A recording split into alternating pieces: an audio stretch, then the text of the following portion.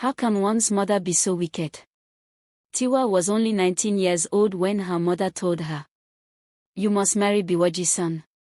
He has just got back from the States and has shown interest in you." The room fell silent. Tiwa stared at her mother, searching her face for mercy, for doubt, anything. But there was none. Her father had died in a ghastly accident when she was just 5. A reckless trailer on the expressway crushed the taxi he drove for a living.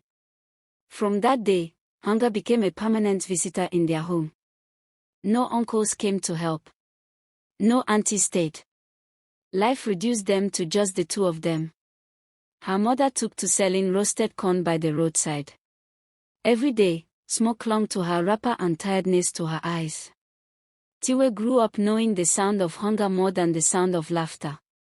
She hawked corn after school, sometimes missing classes, sometimes sleeping with an empty stomach.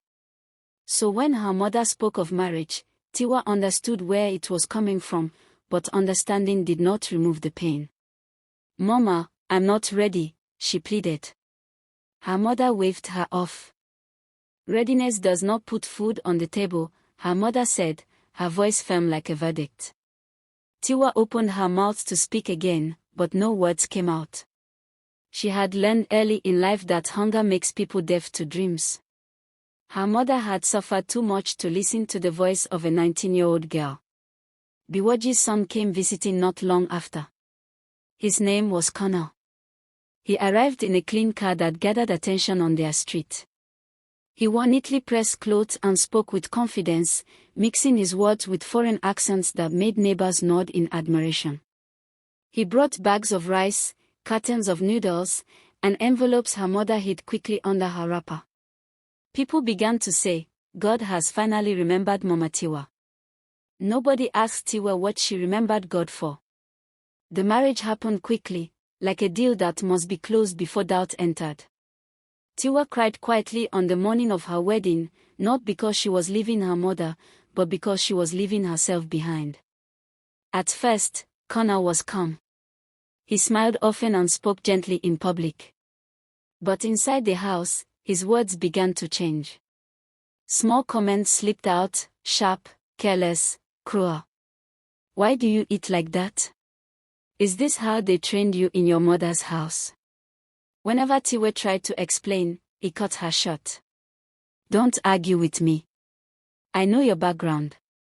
One evening, during an argument over food, Kunle laughed, a dry, bitter laugh that pierced Tiwa's heart. "Do you know the truth?" he said. "Your mother sold you. She sold you because she was tired of roasting corn by the roadside. She collected money and handed you over." Tiwa felt her chest tighten.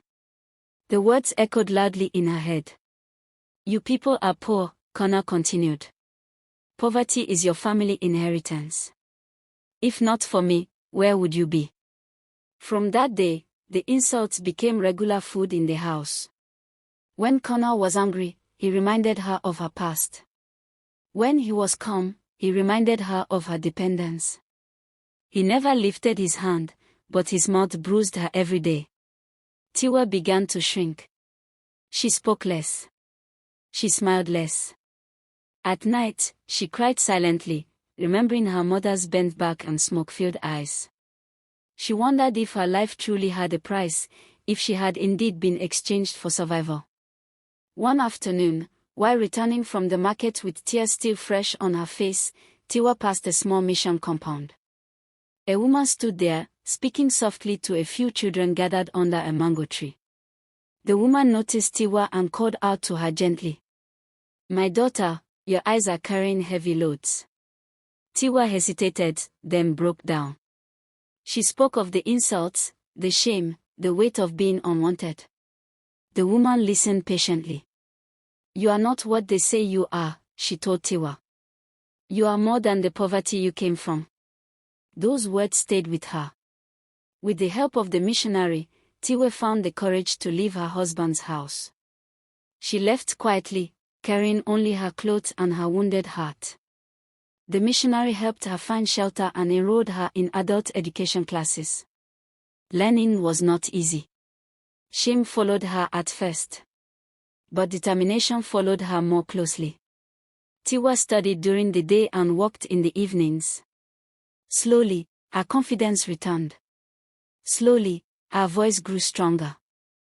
Years passed. Tiwa became educated. She found stable work.